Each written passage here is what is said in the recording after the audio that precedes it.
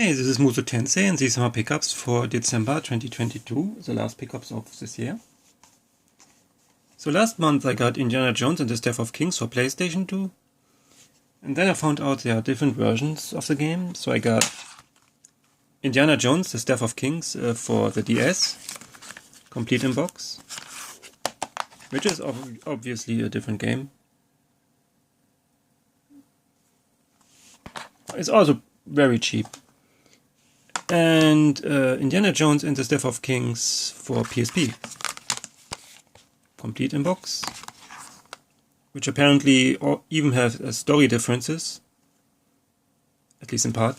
That's kind of interesting. Also pretty cheap. What was not cheap at all is Bomberman 64, the second attack. An original. You can see the stamp there. US copy I imported for over 300 euros. So this is the most expensive N64 game I've ever bought so far. I was always a big fan of the Bomberman 64 game, the original. This is my original copy from back in the day. And I got Bomberman Hero when it was released as well. And eventually I got a Japanese copy of this game, Baku Bomberman 2. Because this was really cheap. But yeah, now I really wanted an English copy, which was never released in Europe for some reason. I don't know what they were thinking. But yeah, I'm pretty happy about this, even though it was very expensive. Another N64 game, it wasn't as expensive, just 90 euros. It's Neon Genesis Evangelion, a Japanese game, but there are enough guides on the internet to use to play this. Very interesting game, a bit damaged here, but that's okay. And luckily I didn't have to import this, regional seller had this. So yeah, that's pretty neat. Now to the PlayStation 1. It's Armored Core. Now listen. The idea to get the Armored Core series, I actually got a few days before the Game Awards. So I was thinking, well, I'm done kinda with Wild Arms, not completely, but for now, and Shadow Hearts and some other series. Which could I go next for? And I thought, maybe Armored Core. And then the Game Awards happened and they announced 6, and I was like, go to eBay quickly. And got this copy of the first game for 60 euros. So, full price basically. But after that, the prices go into triple digits already for, yeah. So, I wanted to pick this up quickly. I'm not 100% sure if I will go for this series, a complete series at least. There are 2 more PS1 games, sequels to this, which were not released in Europe. I looked and not sure. Maybe I go for this series for now, PAL only, because so far the PlayStation 2 games of the series are pretty cheap, comparatively.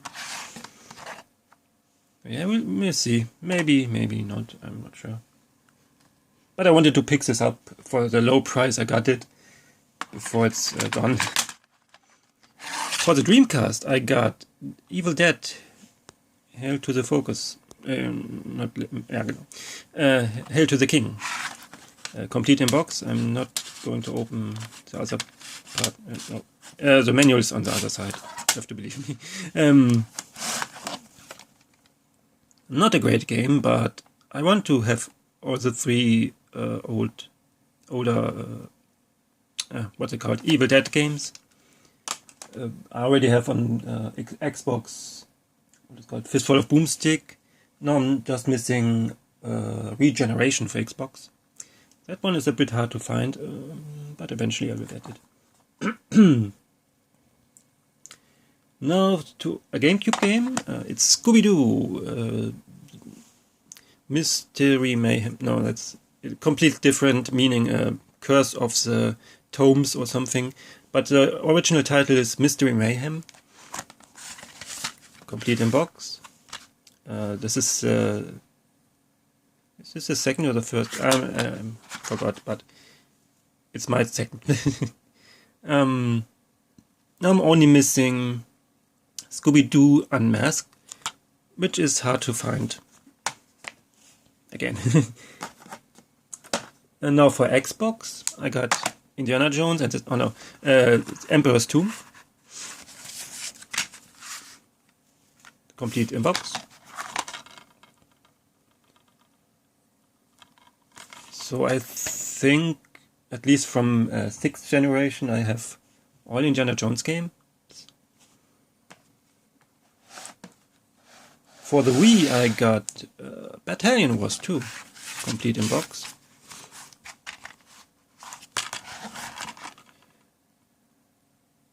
I kind of completely forgot about this game. I watched RGT85's Hidden Gems GameCube games recently, and this was mentioned, which I have owned for a long time. Most of the games he mentioned I have. And he mentioned the sequel, and I completely forgot there was one. So I checked eBay, and it's super cheap, like less than 10 euros. I paid 6.70, I think. So yeah, great condition too. The disc is basically unplayed, I think. Onto the PlayStation 4. I got Code Vein. I guess it's complete. I don't know. I bought this when it was released on Steam, so I already paid full price for the game. So I don't care. I wanted a physical copy for 10 euros, so I got one for 10 euros. Less than 10 euros. This one I actually bought new because it was much cheaper than any second-hand copy for some reason. It's a Yakuza Remastered collection, which has 3 and 4 on one disc and 5 on the other. I played all of them on PlayStation 3, so I didn't care too much about this Remastered collection.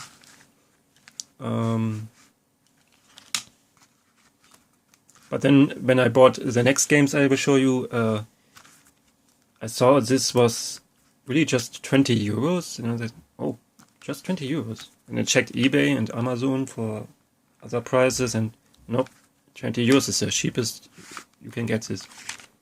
Yeah, why not? For the collection. I don't know if I will ever replay them. I'm not sure, but nice to have it. Of course, I got the new Evercade collections. It's first the IREM arcade, number 07. Has R-Type and some other games. Obviously complete since it was new. And the Toaplan arcade one, number 08, which has a Truxton and Zero Wing. That's pretty cool. I usually hear good games, good things about these games. And the last game is Burnout Paradise Remastered for Switch. I was always a big fan of the Burnout games, original Burnout games. Burnout 2. I actually don't have the first one. Why don't? I don't know. Well, back then, money was a bigger issue. Burnout 3, Takedown. Burnout Revenge, so it's 4. I really like these games, love these games, really.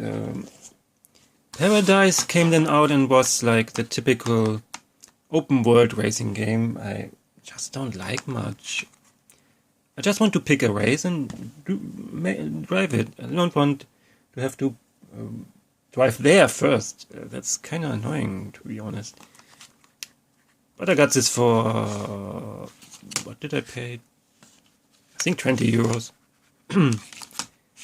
It's a complete collection. It has all the DLC cars, I think, and stuff. Oh, why not?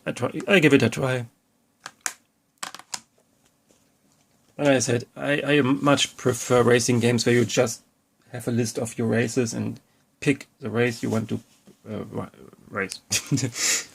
Then open world racing games. Open world is for stuff like Grand Theft Auto and stuff, not racing games for me. Oh, yeah. The racing is good, so racing itself and the crashing is as good as always, but kind of annoying to find the races first, because you kind of have to find a crossroad and then you unlock it, and I'm not sure. Oh, but anyway. Yeah. Oh, that's about it. That's about it. In total, this year I got 199 games. Not made it to about 200. Close, but not. I just didn't. Because one game didn't arrive yet. What will you do? So yeah, thanks for watching. Happy New Year. Till next time.